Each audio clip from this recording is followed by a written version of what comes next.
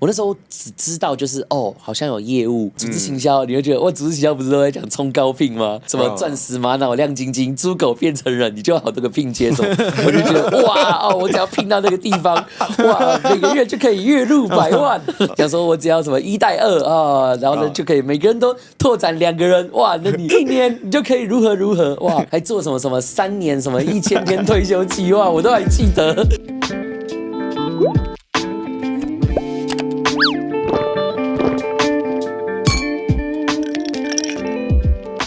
人生不如意，十之八九，有什么事来喝杯酒。欢迎来到人生小酒馆。那这个单元最主要是分享一些我们觉得有感触的人事物的故事，分享给大家。那我是你的人生好伙伴，我是小欧。大家好，我是 King。大家好，我是怀德。怀德，可以帮我们介绍一下你的职业是什么呢？我现在是全职的讲师，我有自己在开身心灵的课程，同时也有公司跟我合作，他们是在讲健康产业的。我自己是因为走身心灵，所以他们让我把身心灵跟健康去做一个结合。身心灵跟健康，对，就身心灵，其实身体的身，它就是跟健康是有一些关系的。不用担心，我只是会把它想歪了。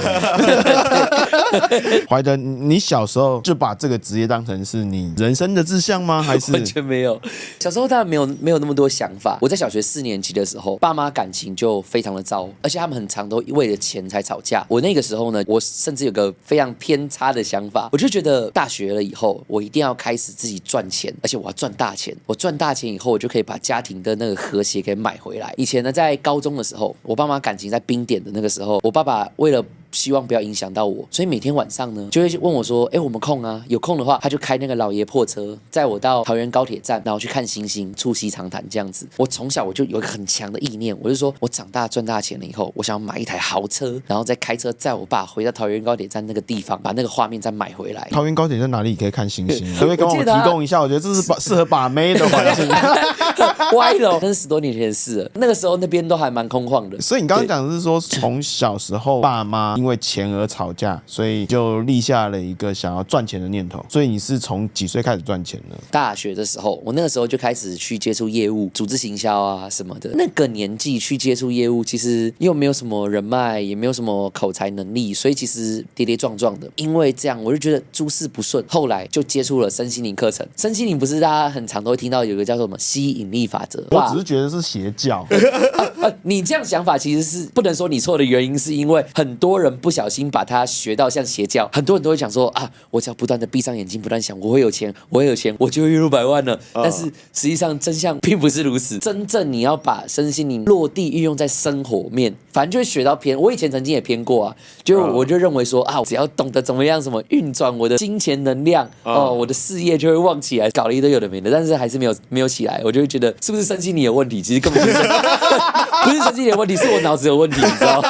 比如说你小时候家里面常常爸妈吵架，你是家里独子吗？我其实有个姐姐。你大概了解一下为什么爸妈会只因为钱这件事情？小学4年级那个时候，我爸爸做了对不起我妈妈的事情，因为这件事情开始分裂，然后后来呢，刚好家里面又慢慢的突然有了负债，诸如此类的事情，就好几个 buff 叠加，有没有？对，所以我上大学的时候，我是在台北文化大学念书，讲好听一点，我是去台北念书，但实际上我是逃家。我那时候就觉得这个环境，这个家就是很糟糕的一个环境，我只要离开这个环境，出去赚大钱，我就可以把过去和谐给买回来。那你那时候想赚大钱的方式，靠哪一些方式？我那时候只知道就是好像有业务组织行销，你会觉得组织行销不是都在讲冲高聘吗？什么钻石玛瑙亮晶晶，猪狗变成人，你就有好多个聘接手。我就觉得哇我只要聘到那个地方，哇每个月就可以月入100万。看到他们一直出国，对，我要开宾利。组织结束后，我们要做小组会议讨论。然后共振有没有？然后每个人就想说我只要什么1带2然后呢就可以每个人都拓展2个人，哇那你1年你就可以如何如何，哇还做什么3年什么1000天退休计划，我都还记得。那时候是卖什么东西？保健食品。保健食品。对，姐姐嘞，他们怎么面对这件事情的？他跟我个性截然不同，他其实从小就比我聪明，从小非常非常叛逆，我觉得可能也跟家庭关系有关。从小我妈逼他都逼得很紧，反倒他就变得很叛逆。高中的时候曾经辍学，也有接触过所谓的八大什么的。他现在人是在澳洲，我从小就会觉得他对爸爸妈妈的态度我不是那么喜欢，然后对我也没有很好，所以其实我跟他感情没有到太好，一般般这样。所以那个时候你赚钱养家吗？算吗？没有到啊，就是我爸妈他们到现在都还有自己的工作，我会有一种感觉，就是如果他们今天跟我讲说，你接下来要好好认真的赚钱啊，我们家之后也需要你，那我反而会觉得说，那我好像还有一点用处。但我爸妈不是，他们就一直告诉我说，你现在好好念书，其他事情我们来想办法。我会觉得我在家里面怎么那么没用，我反而会有这种想法，更 push 我想要大学的时候就想要赶快去做一些业务啊什么的。那时候的直销做的怎么样？当然不好啊，我就是起起落落，有一点组织，然后就觉得说，哇，我离月入100万又更近了。当你觉得你的组织开始起来的时候，就会开始发生各种你要 hold 人啊，很多人要重复消费，我们叫重销啊，诸如此类的。伙伴啊，他们可能会没信心，以后就会垮啊，组织会垮掉。那你的下线都从哪来？那个时候大学就只有大学同学啊，联谊活动啊，真的都是同年龄层。蛮多人说做直销后面都没朋友，这是真的吗？看你到底要怎么做，因为我做到是朋友都还愿意跟我联络，但是我知道那种做到不联络，真的就是3天2头跟你在那边讲，你如果今天没有打算要跟他做组织，我也没打算跟你做朋友。我有遇过这种人。这边要讲一个就是比较正确的观念哦，对，直销并没有错的，对，直销只不过也是商业逻辑，它是一个工具，商业模式的一种东西而已。错的是人，是被人家滥使用，所以才导致大家对于直销这2个字好像一直有一个非常大的误解。那比如说你一开始做直销，然后到想帮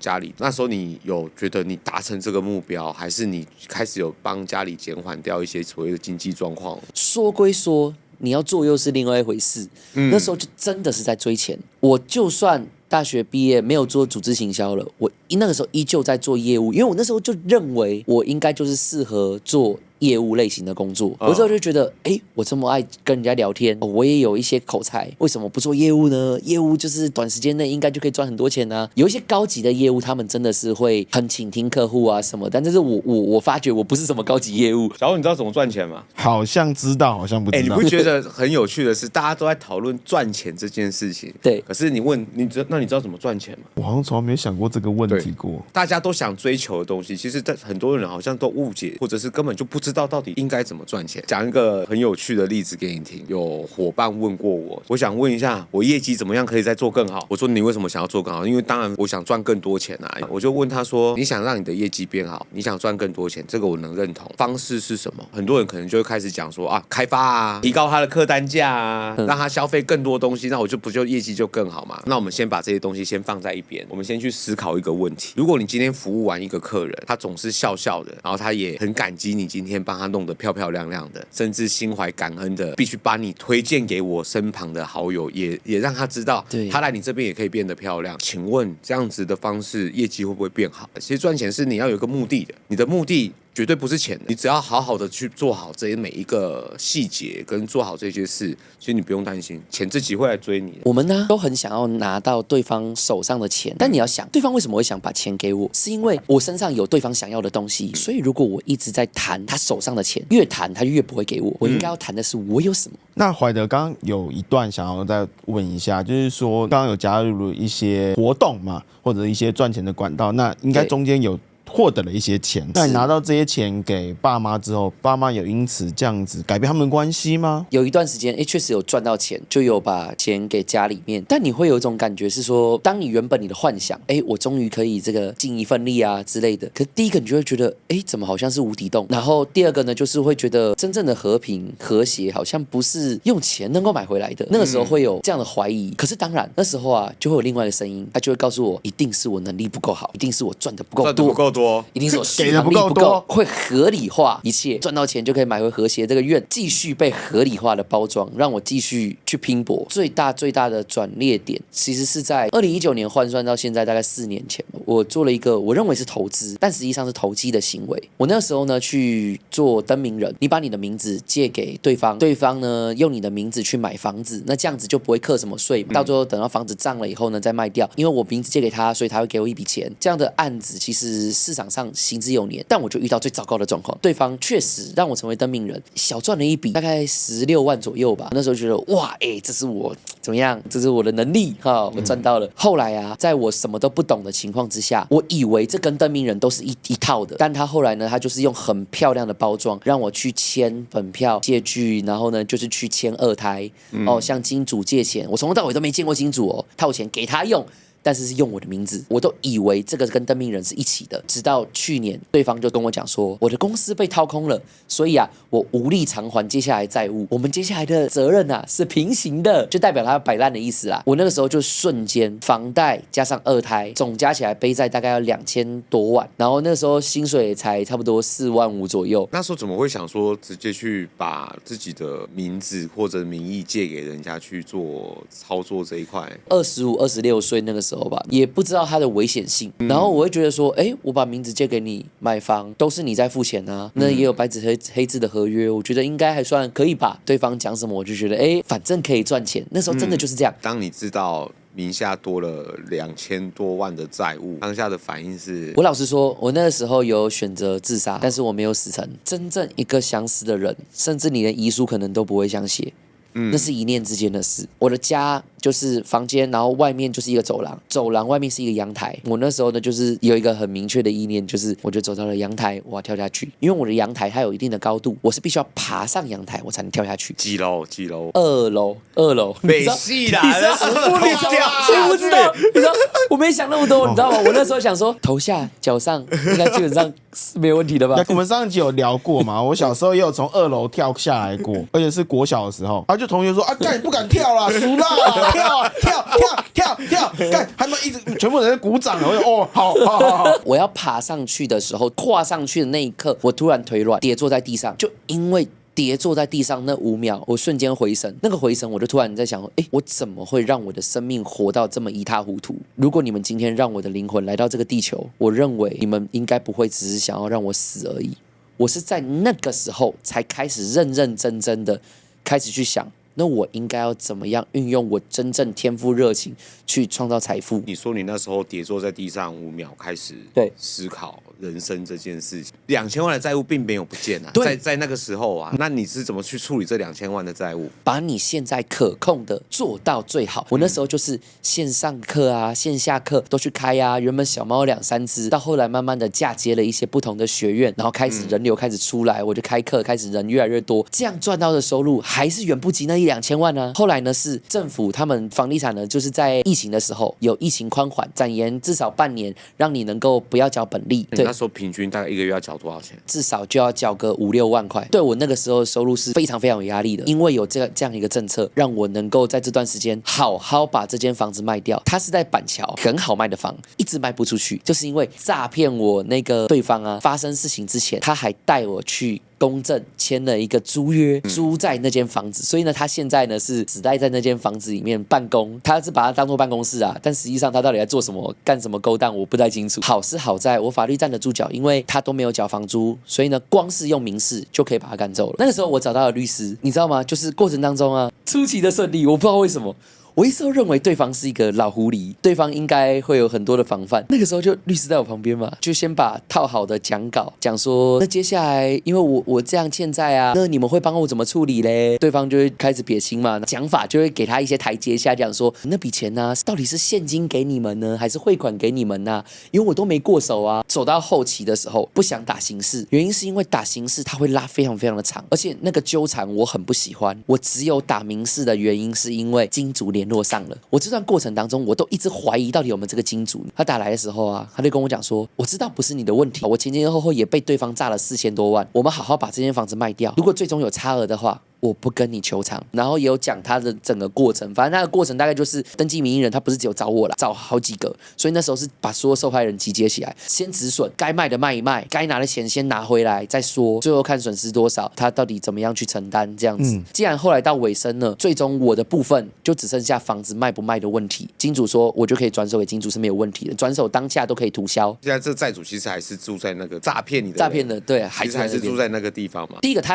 有签租约，这个东西西就算报警也没有办法处理，它是必须要用民事的强制执行才能够把它弄走。那你水电费有缴吗？有水电费不是我缴的，名下是你嘛？对，你就等一下把你的水电转到你的户头下，那不缴，你看你会不会停水停电？你看他还住不住得下去？对付二房客，对付这种二房客找我准没错哦。我这个人以前专门找人家查的，制服这种二房客有很多种方法，比如说第一个丢垃圾，我他妈每天丢垃圾在他家门口，而且再狠一点。丢大便啊！就以前有个朋友，他也是一样遇到那一种很恶劣的那一种房客，然后他就说他走投无路了，他不知道怎么处理这件事情。我说好，那我来处理，但我处理可能会比较手段卑劣一点。一开始就先叫他讲说，叫他不要缴水电啊，真的被停了，对方很厉害。还是继续住里面，然后我想说，我看他过原始人生活吗？还是怎样？没有电着还可以活，也觉得蛮厉害。钻木取火，在里面钻木取火，他是里面在钻木取火。就后来就丢垃圾啊，把一堆垃圾丢到他们家门口，然后长一堆的蚊蝇进去。然后后来就是他也是不处理嘛，简单，我就开始破坏啦，我开始丢大便。我就每天对不对，就跟朋友说你狗狗对不对，大碗面对不对，不要去哪边丢，拜托给我收集大便给我帮你处理然后就把它丢大便，然后后来就是这样丢更多奇怪的东西。然后他当然就受不了了。对，发生了这么多事情，现在回过头去思考，你有学到哪一些所谓的经验，或者是一些体悟，可以跟我们观众分享一下吗？这段过程当中，我好不容易，你看2000万的事情，竟然有这么多奇迹，政策宽缓啊，金主出来啊，协助处理啊，在这段过程，我也发现一件事情，就是说，并不是我赚到了钱才能够让一切圆满，并不是赚到了钱才能够让家庭和谐，你知道吗？我好不容易在2000万这件事情慢慢的 cancel 掉以后，我就发现一件事，我既然连钱都能够处理，你看我逃家逃了10年，我总该回来面对这件事情。现在的我已经是一个有能力可以去面对很多事情的人，因为我爸妈他们是分居没有离婚，没有离婚的原因其实也是因为彼此不想让彼此好过啊，牵扯啊各种。我那时候呢就是两边好好的去做沟通善了，最后啊在今年我好好的带着他们到调解庭，彼此没有任何的怨恨，就只是跟彼此感谢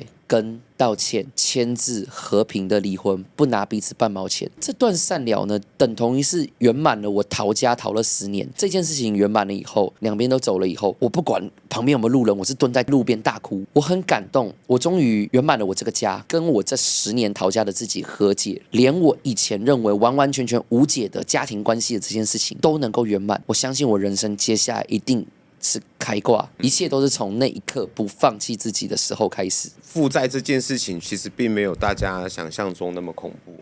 对，就是我人生中有一个启蒙导师，当初呢，她其实是认识她老公，后来她老公就跑路了，然后留了1000多万的债务给她。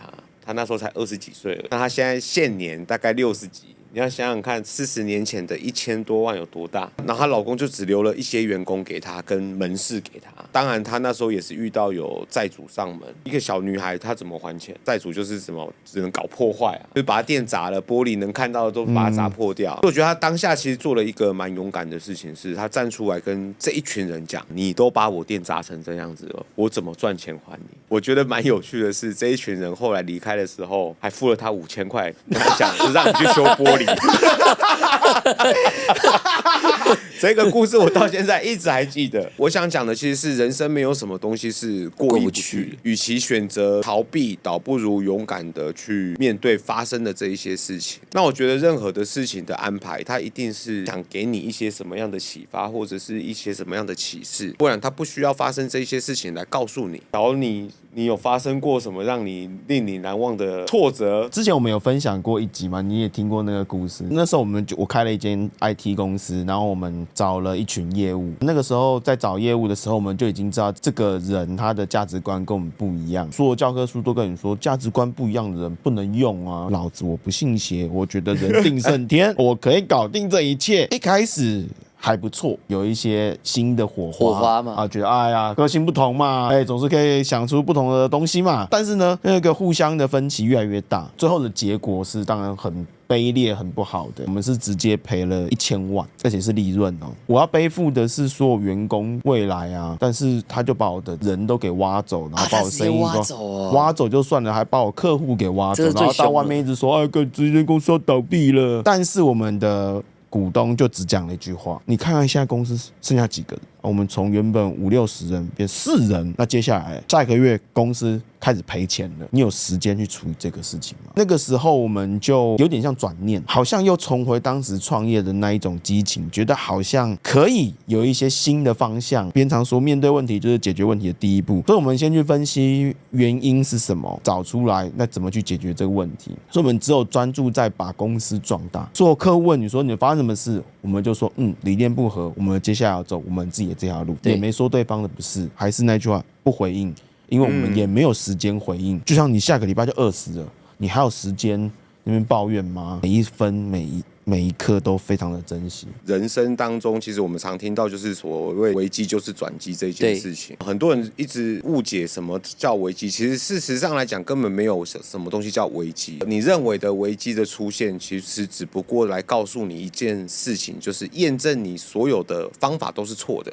所以你才会遇到这件事情的。有可能就像你刚刚讲的，比如说你就是想赚钱，你以为用钱可以买到家庭的和乐，它发生的这样的事情，只是来验证你所有的观念基本上是行不通的，所以你才会遇到这样的事情。其实最好处理的方式，并不是去逃避它，也并不是去选择做了一些想试图去扭转它的事，而是你该回过头去检讨自己，深思熟虑去看看自己到底这过程当中我到底做错了什么，选择重新从另外一个角度出发，或者是再选择另外一条路走，你有可能就会找到一线生机的出来的。好的，那因为你也历经过这一段故事，那你也面对了2000万的这个债务，对，那也重新的面对的家里面，然后后来也做了身心灵，也帮助了许多的人。那你有没有一些感触或者是一些想法想要分享给我们的观众的？如果说我们要继续去创造，无论是更多的财富，或者是让家庭的圆满啊，各种，我觉得很多人呢都在做一件事情，就是说是上了一堆课，学了一堆不是他的东西。但我反而发现一件事，当你愿意卸掉一堆不是你的东西，那些标签，回归到真实的你自己，摸摸你的口袋，你一定有一些东西是可以变现，你一定有一些东西是可以分享，一定有一些东西是可以为你家里做些什么的，一定有，不用向外去寻求，本身就已经够圆满了。好好的去看看自己有什么，这是我发觉的一件事情。像我家里面，其实我本来早可以跟家里面好好的去圆满这一切，但我却是因为经历了这件事情，我才意识到，但其实一定要经历过2000万才能够发觉我是有能力的吗？不见得。好好有时候就静下来看看自己到底有些什么。这个不是一种什么自我激励，是一种由衷的认识自己的过程。这是我这样一路走来我最大的心得。听了你听完这个故事，有没有什么样的感受？人生本来就是充满着不可预期才会有趣嘛。你想象中的一帆风顺放在你身上，那我也可以很直白讲，这件事情是不可能会发生的。人生总会遇到你觉得不平等也好，不公平也好，其实人生是来让你享受这一切的。反馈其实是来得更重要。比如说我们常讲嘛，你应该在好的时候开始去思考的是，那我遇到不好的时候应该怎么办？那我应该在不好的时候应该去思考，我到底哪里做错了什么？我应该接下来不要再犯同样的错误，我才会避免掉这样子的痛苦。人太多时间在追寻着所谓什么叫做好，人生根本没有成功这件事情。你的所有的成功只是当下的那个 moment， 你觉得它是成功的。其实人生更多的是必须去学习，我怎么样不会失败就好。其实并不需要去追求成功这件事情的。你人生能够避免失败，其实你已经过得比别人一帆风顺很多了。对，刚刚怀德分享了他负债2000万的人生，然后最后他面对他的自己。所以如果说你也历经在像这样的人生低潮当中，或者是你有遇到房客不愿意出门，你想要解决这方面的问题的话，欢迎你留言，欢迎私讯留言，欢迎私讯留言。担心被发现的话，没关系，我们有 IG 有私讯功能，也私讯给我们，我们会提供我们的宝贵的建议，提供给你参考。那华尔发看 Life， 看面对人生抉择的勇气啊！那我们就下期见，拜拜。